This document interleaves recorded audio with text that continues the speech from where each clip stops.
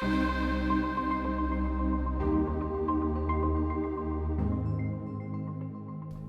in this section we wanted to talk about basically dealing with health and social care staff broadly, whether it's GPs, social services, hospitals, care homes, etc. So should we start with the GP, because they're quite often involved at the beginning? So yeah, I would say your GP is probably the person that will spot that your health or your cognition are wobbling.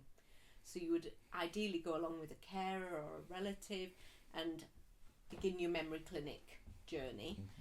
But then what to expect after that, I guess, will depend on your relationship and your commissioning that your GP has. So if you're a carer for someone with dementia and you're going along with them, I mean, most GPs in my experience will be very comfortable with you coming into appointments, definitely, yeah. having all of that information, etc. Yeah. It really does help if you've got that power of attorney in place and it's lodged on your record.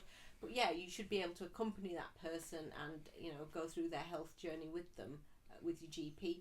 You should be able to access your practice nurses, district nurses, podiatry, anything that you need within primary care via your GP. Okay.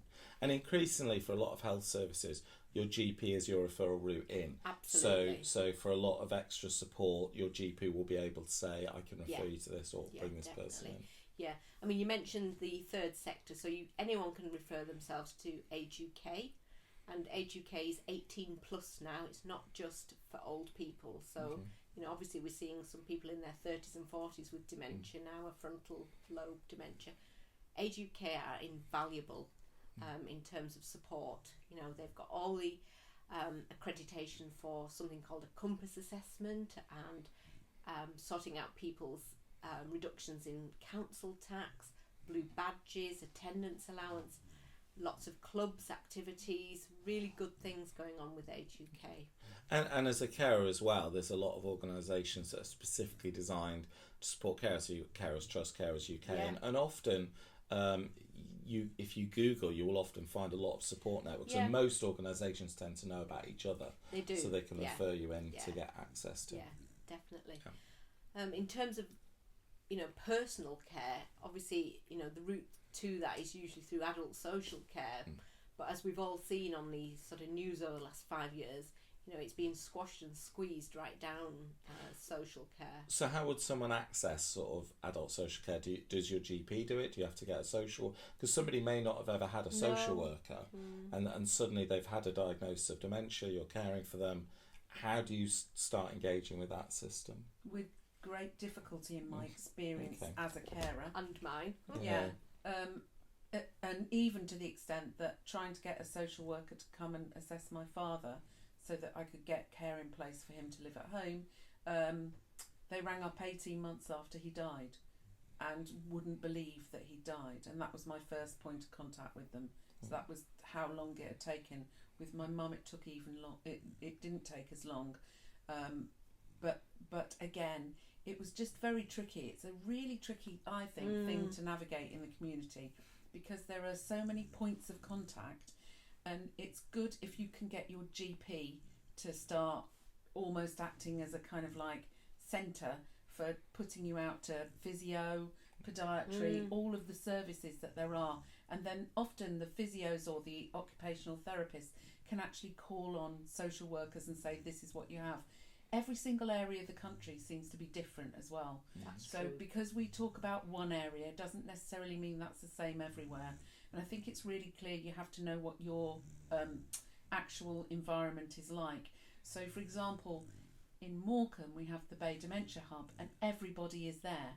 So you can meet all the different care agencies, third sector and the care agencies and social services, who will all be there. So you've got a point of contact for everything for yourself. That's not the same in, say, North Yorkshire, which is completely different and doesn't have the same sort of thing. Scotland's different again, Wales, that they're all very different. And I think the best thing to do is to go online and Google social services and put your postcode in and just say, this is what I'm expecting, and then start phoning. The problem is, as a carer, it's going to take time. You get bounced from pillar to post. Yes, you do. You get told it's one person, and then that person says it's not me, it's so and so, and you sometimes go round a kind of like circular and very depressing ring of different people. And often that's where local support agencies and groups can help, and they may not be able to solve all of those navigation problems, but even just saying, don't talk to those people, talk to those. Because all local councils do have a statutory duty to provide care and to make sure that you can access care, but we know the financial difficulties. Well, the Care Act is law, and therefore everybody is entitled to a Care Act assessment. And do you want to just say what the Care Act is, just to briefly? Okay. If people never heard of it before. So. I think it's obviously a lawful piece of legislation that went through Parliament several years ago. Yeah. And it's well worth a Google, but it kind of represents the vulnerable, the cognitively impaired, those people learning disabilities, people in need of care and support, and it tells you what they are entitled to and the protection that they are entitled to. What their rights are, basically. And as a carer, it's always worth citing when you ring adult social care. I would like a Care Act assessment, because that is the key way in. Okay. So a Care Act assessment, that's the key. Be really clear about that, because then they will take some notice. And I think it's that assessment, the first assessment. So I did definitely have it with my mum, and they will make a financial assessment. So you have to, but don't be scared if you've got money or some money or a house or whatever to go that route either, because it really is very important that you get that assessment. And there might be, even if you're not entitled to certain things, you might be entitled to others, or there might be things in your area. So for example, when I lived in another area of the country, we had things where my mum would be taken for an afternoon to give me a rest as a carer, and they would just take her and do some activities with her, and then I'd go and collect her. So I dropped her off and I collected her. Usually I collected her and she'd run screaming through the place going, "Thank God you're here." She didn't necessarily enjoy it, which is very important too, because I needed a break. And so it's really important to say, okay, so it may not have the best 3 hours of her life, but I'm having 3 hours off. And I think that's important to think about too. And we'll go on to that later, I know. Yeah, and finding access to your own support, because often a lot of services will be geared up around the person with dementia, but also as a carer you'll have support needs, and you'll need help, and you might need financial assistance and so on, and so there are people out there who are there to kind of look out and support you as well, and to understand what benefits there are, because I think people don't access the benefits they're entitled to, and it's really important that they do. There's carers allowance, there are other things that they can get, and actually that it's important that you get access to those things. So again, go online, Google what you need to, and find things out. And we'll do a section on carers allowance and some of the benefits that you can access. So so we talked about sort of social services, the GP, the sort of community based services, but often what can happen is people will either as their dementia deteriorates, or they may just suddenly fall or be ill and they may end up in hospital. And that can be a really difficult process if you're caring for someone and suddenly they're admitted to hospital. So what kind of things is it useful for carers to know about in terms of? I think there's something about what to bring in. Everybody always asks me, what should I bring? What does my mum need? What does my dad need? So like you do with a pregnancy, actually, I think you should have like a nice bag packed ready for going, and do bring clothes. We're really clear that it's so much better for people not to get instantly into nighties and dressing gowns and pyjamas. Get your clothes in, and there's something called end PJ paralysis, which is about getting people back in their clothes so that they A, feel more like themselves, and B, it's much easier for them then to have conversations with people and not feel as though there's some sort of like patient who's just sort of in hospital having things done to them. That's right. Yeah, it is tempting when you go into hospital just to get tucked up in bed and get properly nursed, when actually you do need to be up and walking, because I think, is it every day you're in a hospital bed you lose about 5% of your muscle mass in your thighs as an older person. So within 7 to 10 days you can be off your legs, Yeah. gone, Yeah. not to return. And it's worth recalling actually that hospital can be quite a distressing place for people that live with dementia. You know, that people often bring Ali and I patients hoping that, you know, we'll get Granny well, or, you know, they could do with a rest from Granny, and it isn't like that anymore. For a start, you know, our resource is very finite. People do slip and trip and fall in hospital because the floors are very spacious and shiny, and it looks like the sea. Well, it's an environment people aren't familiar with, and exactly. it's bad enough if you have all of your cognitive faculties, Yes. and you find yourself in hospital, Yeah. understanding it. But if actually your ability to perceive things, understand things, and Yeah. that can be And, really and nice. I've sat by someone's bed who was quite aggressive, and just was very gentle with her. And staff often in hospital and actually at home think that keeping things dark and quiet is a good thing. For someone with dementia, bright light is your friend. They really prefer a well-lit area, not dark and calm and quiet. But what she needed was someone in a very soft voice just to hold her hand and sit and stroke her hand and just say, "You're safe." And that was all she needed to know, because she was so frightened.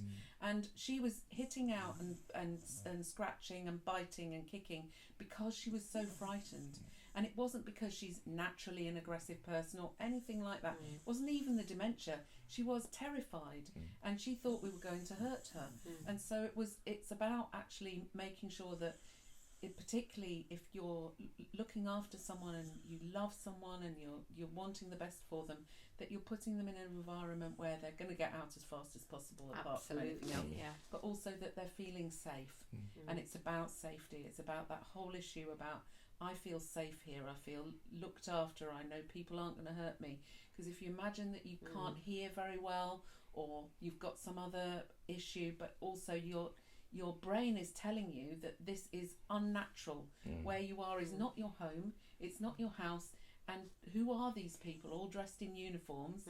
You can think you're in a prison, or they're policemen, or something's happened to you, and you can get terribly frightened. I think we also need to dispel the myth that hospital is a safe place, and contrary to what you're saying, hospital isn't particularly safe. You know, we are full of bugs, you know, so norovirus would go around a ward like wildfire. And somebody that's quite frail and at the end stages of an illness, that could be their final illness. And also things like nutrition and you know, getting enough to drink and eat, it can be a real problem. And although there's a lot of attention paid to it, it's still the place where people can go in, stay in hospital for a week or two, and come out malnourished. Absolutely, because they don't like the food. And so one of the things that can be really helpful is to bring snacks, bring some of their favourite drinks, some of their favourite food, some of their favourite snacks, can make a huge difference, rather than, you know, hospital food. Some people find really difficult. And just filling in a passport. I mean, they're everywhere again online, and it's a passport saying what do I love, what do I hate, how many sugars I have in my tea, you know, do I like a bath in the morning, how do I like my hair. Little things like that are so important to us nurses, so that we can try and replicate their care. And I think there's a few schemes. There's the hospital passport one. I think there's a This Is Me. Yeah, and that's and it's a good way of capturing someone's personal preference, because they should have fairly good visiting hours as a carer, but there's going to be a lot of time when the person you're caring for, you can't be there in hospital, so to try you to can make sure. actually, because we have something called John's campaign. Oh, okay. So in John's campaign, you get, usually in most areas, you get a lanyard that says John's campaign, and then you get a card and it says I am a carer, and that gives you access outside visiting hours and whenever you want. Oh, okay. So we encourage carers to come in, and if they like to feed the person, because that's how they prefer to be, then they can come in and give dinners and lunches and teas and whatever. So that's called John's campaign. John's campaign. Is it an online thing, or how do people It's find a massive out? thing, actually. It's It throughout is. the whole country. No, I mean, how do people find out about it? Well, the hospital should tell you, for starters. So there should be something. So we have outside our area on the wall, John's campaign. We are part of John's campaign. Okay. But if you don't know about that, it's definitely online. Okay. And you can find out about it, and you can ask places. You know, I am a carer. Have you heard of John's campaign? This is about me being able to come and be with my loved one whenever I want to be, so that I can do the same care in here as they would get at home. Fantastic. Okay. So yeah, and Tilly approves, don't you, Tilly? She and wants I think to join in to the whole Alison's absolutely conversation. right. I mean, we all see, you know, you can have slips and trips at home and in care homes. You can fall over in a care home. I think people often think, but often people imagine that somewhere is safer than somewhere else, and actually it's not necessarily. And you know, when it comes down to it, are people better in their own home or somewhere that they know really well, like a care home, or are they better in a hospital? And I think it's a weighing up thing, and often carers will think it's a huge responsibility to look after someone. It really is, but they'll think it will be better if they're somewhere else, and it might not be. It might be that they're actually better where they are, and that things can be put in place in the community which can help them stay at home, because actually that's where people are best off, or stay in their care home. I mean, certainly my stepdad, I think we were able to keep him at home a good few years after his dementia got really bad. But there then came a point where he just needed 24-hour care, and that we weren't able to do that at home. But it can be difficult, and particularly if people have got perceptions of a home. And sometimes people, you know, I can remember my grandma saying, you know, she didn't want to end up in a home, and that was just not a place she wanted to, because they're based on very old-fashioned perception. So even if someone's able to, just going around and having a look and say, oh, actually this is quite a nice place, and this place seems quite friendly, and I'm going to be, you know, well looked after, can help. And loneliness is a big factor. You know, if you don't have anyone around you in older age, and it can be quite a lonely place, and actually sometimes being in a home with other people can bring people back to life, because they've suddenly got a whole cohort of new friends, and that's kind of quite nice. And people like to sit and chat to each other and find out about their lives. And I sometimes look at people, and you know, we'll have like 5 older people in a room, and I'll think what lives they've led, how much experience is just in that room, and they've been through wars, and they've been through rationing, and they've been through all sorts of things, or they've had amazing lives as farmers, or a lady was telling me the other day that she couldn't understand why people had ripped jeans nowadays. And I said, why not? And she went, I was a machinist. I spent all my life sewing patches onto jeans. And now I look at people and they think it's cool to run around with like holes in their jeans. No. And I just thought, yeah, how the world changes. But that was her life, sewing patches on jeans. And she's kind of like come full circle to see that now it's the fashion not to have patches on jeans, but to have big holes. And she really like couldn't get her head around that. But people's stories are incredible, and I think what they bring to the world is incredible. And I think we're so privileged as carers to actually have, you know, access to people who have that experience. And sometimes it can feel quite guilty if you're a carer, and it can sometimes feel that you failed if somebody wants to be at home and we're just not able to do it anymore. And actually dealing with that emotion, that guilt, can be really difficult, and having someone to talk to can be really, really valuable, especially if it's just you as a carer and this other one person, and it's just the two of you. Yeah, do you know, I had a situation recently where we had a gentleman and his partner, and she clearly was at the end of a tether supporting his dementia, and he had a very unusual dementia because he had been a cardiac arrest that had been resuscitated, so he was very hypoxic, so he didn't have enough oxygen, which had caused the vascular dementia. So with that came quite a whole set of challenges, and she tried him in 2 care homes, and then each time took him out. Within a week she just couldn't manage again, and the ambulance was being called, and eventually it was the son that stepped in and made the decision about his permanent move into care, and took that decision away from her. And she now has a much better life in terms of they go out for ice cream, they go for coffee, they have quality time.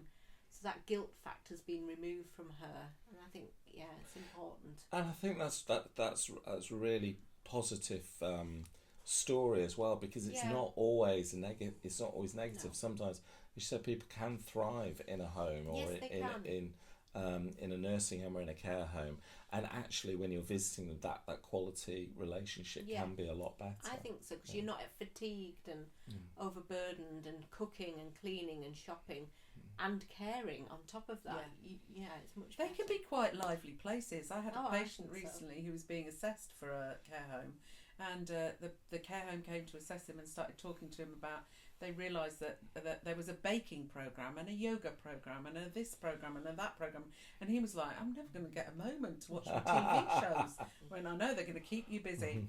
But I do think that we have perceptions of things which are just, they're awful places where everyone sits around looking at each other and nothing happens, but that's not entirely true. Yes, there can be places like that, but you do often get a choice of which care home to go into. Like you said before, if you are faced with that decision, do your homework, look online at the CQC ratings and reports. Just go. Just turn up and ask to look round. Don't make an appointment, catch them on the hoof. And ask the pertinent questions, how many staff at night, what sort of routine, let me see an empty room, let me talk to some of the residents that live here. And just be generally very nosy. So that's a really good lead in. So in terms of kind of good things to ask. So if you're looking at care homes and that's a world you're totally unfamiliar with, what would be some of the things that you might look for? I mean, I always remember the old adage that actually the smell, when you walk into a really well managed care home, there's a nice smell. And it might be food or it might be flowers or certainly if you go into a really poor care home, the smell will often tell you that it's not. Mum went to several. She did days there. So I dropped her off and she stayed for a day to test them out. Okay. It wasn't such a great idea, I have to say, because she had quite advanced dementia at that stage and nothing was going to really suit her. And she knew where she wanted to be, which was with me. But at the same time, there was some where she was okay, and there were others where she needed like a vat of wine when she came out because she was feeling so depressed. So I think it is about testing them out, but also thinking this person may not be comfortable there for a while. It takes some people a fair bit of time to settle, and that just giving it a day isn't going to, one way or another isn't going to make them love it. Weeks. Exactly.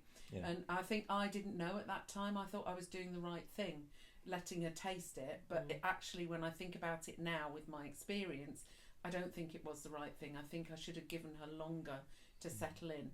Or on the other hand, my stepmother has gone for a day to a care home, loves it there. So, everyone is different, but at the same time, don't be worried about someone not liking it at first. They may take time to bed in and settle in. And also sometimes finding out how good the care home is at adapting. So I remember when my mum was quite ill towards the end, and she'd always been a night owl. So when I was her full-time carer, we would often sit up to like 3 or 4 in the morning because we've always been night owls and sleeping.